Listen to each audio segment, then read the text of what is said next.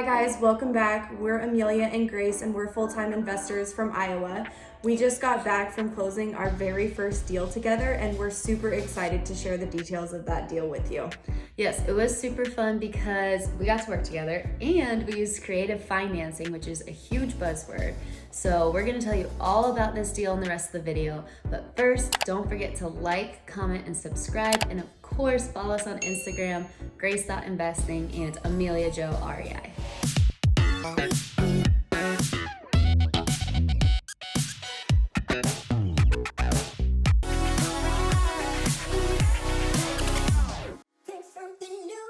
So the way we found this deal was through word of mouth, which I talk about all the time. You need to be telling anyone and everyone that you are looking to buy properties. So one of my best friend's moms was on the fence about selling her house. So I had been on her for probably 6 months to a year, just letting her know when she was ready to sell, I would be the buyer for her home. And she finally decided that she was ready to sell her home. I thought this would make a great opportunity to do some creative financing. And I decided to ask Grace if she wanted to partner with me on this deal because I had never done a creative financing deal before and she had experience. So I thought it would be a great combination for me to learn and her to kind of learn the market that I'm investing in. So that's how we decided to partner together. Yeah, and it was so fun. I remember getting that text of like, I think I have a deal we should do together. And I was like, oh my gosh, yes, I'm so excited to work with Amelia. And we just closed yesterday, so it went well and we're excited to get working on it. We want to share with you some tips to get started in creative financing because we know that it's a very popular term right now. The most important part of creative financing is really listening to the seller and understanding their pain points.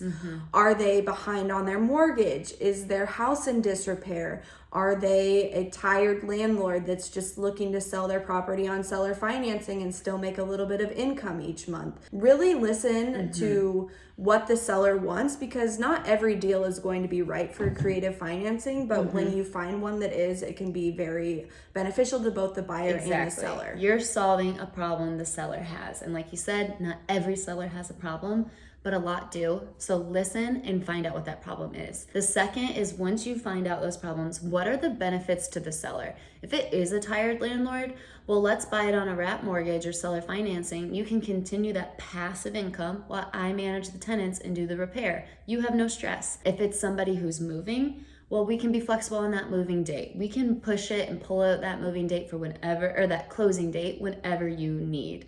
Also, because we can buy on terms and bring very little money to the deal, we can pay top dollar. If the seller is really focused on that purchase price, we can give it to them. Their price, my terms. We can do a lot of different things. So it's all about listening and then feeding those benefits back to the seller and showing how those benefits solve their problems. So a couple different ways that you can do creative financing are to do what Grace and I did, which was the wrap mortgage, where we basically just take over payments for the seller of their mortgage, their current mortgage, and then pay them off within a certain period of time that you write out in the contract. The other option is true seller financing, where this generally works if the property that you're buying is paid off in full. So then the seller will act basically as the bank on the property and will collect a monthly mortgage from you and usually a down payment. And then the third option is called a lease option, or also known as rent to own, depending on what market you're in. So this is basically where you rent the property for a certain period of time with terms to eventually purchase the property. So to negotiate this deal, the first thing that we did was really listen to what the seller wanted out of the deal. And I mean that in more than just terms of purchase price. This seller was looking for the easiest way to sell her house. She didn't want to have to deal with a realtor. She didn't want to have to deal with people walking through her house and looking at it. She didn't want to deal with having to make any repairs to the property. So this was a perfect chance for Grace and I to come in and tell her, leave the property as is, even leave any furniture or anything else that you don't want to take with you. We'll be responsible for disposing of it. We just wanted to make it the easiest transaction possible. And close whenever she wants, because she was moving. Once we realized all of those terms that she needed besides the purchase price, this is where we said, sell on terms to us and we can accomplish all of this for you. So what that means, we put it under contract for $48,000. And our terms were that we would pay her out over 12 months and then pay her out in full at the end of those 12 months.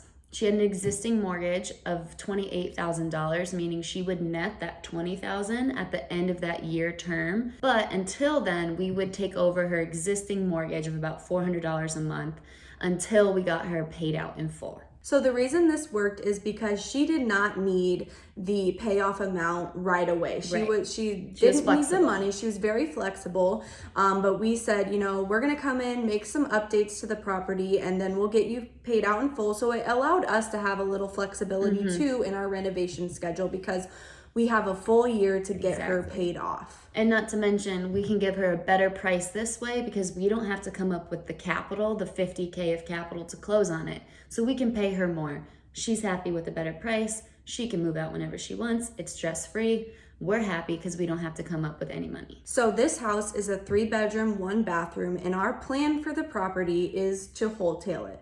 So what that means is we are going to put a little bit of money into the property and turn around and sell it basically as is, hopefully to another investor that wants to rent the property out. But we also had a couple other options for the property as well. And this is where creative financing is so awesome because it gives you so much flexibility to where Amelia and I had 3 different things we could do with it. At first, we thought about flipping it, putting about 20 into it, so we'd be all in for around 70 and selling it for $110,000. Our second choice is doing a BRRRR, putting a little bit less into the rehab, keeping it, refinancing it, and we would be able to rent it for $850, so we'd cash flow around $250. So we're deciding that we're probably gonna wholetail it. We're on time for closing, and then Amelia gets a frantic call from our seller that the furnace has gone out. And we're telling her it's not a big deal. We're investors. We're used to this. If it was a first-time home buyer, it would have been game over. And that's another reason why she was happy to sell to us, because we knew we could handle whatever was going to happen. So we assure her that's fine. We're going to take care of it, but we are going to adjust the purchase price. So we did adjust the purchase price. It was another $10,000 off the purchase price because of just this crazy situation with the furnace being... The way the house is set up, the furnace is currently in the crawl space underneath, and we're not going to be able to put it on a new one back down there. So we are installing 2 mini splits, one on the main floor, one upstairs, that will provide heat and cooling for the entire house. Yep. So we just adjusted that purchase price. She was happy with it. We kept her cool, made her feel really good. And we ended up closing yesterday, went to FedEx, signed a few papers, we're good to go. So like we mentioned, we are going with the wholetail option. So this is the path of least resistance for us. We've only put about 10 hours into this deal so far, but we put a lot of time learning the process before we purchased this home. So yeah, we only have 10 hours in this deal, but it's taken a while to get here. That doesn't include all of the lessons learned, previous deals, and previous time spent that has allowed us to learn how to do this efficiently. So all in, we purchased the property for $38,000. There were about $1,200 in closing costs that we paid for. And we'll probably put about $10,000 into the property to have the furnace replaced. And like I said, we're going to wholetail the property. So we're hoping to sell it to some other investors that I know in that area that will turn it into a rental property. And there's even an option, because this is a creative financing deal, that they could pay for the furnace and we could even take a little bit off of their final purchase price.